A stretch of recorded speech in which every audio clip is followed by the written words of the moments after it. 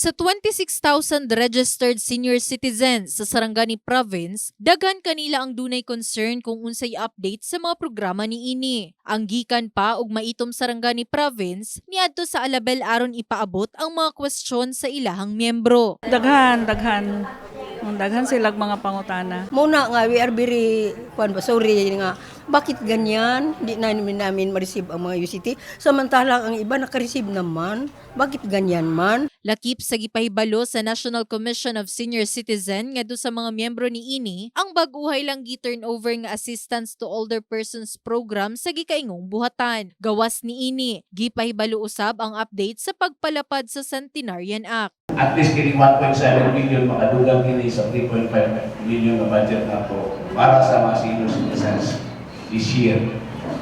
Kana sa mga budget gamiton kana sa mga meeting, sa mga press cup, di mo Pilipinas ha, kasi kung mga wala.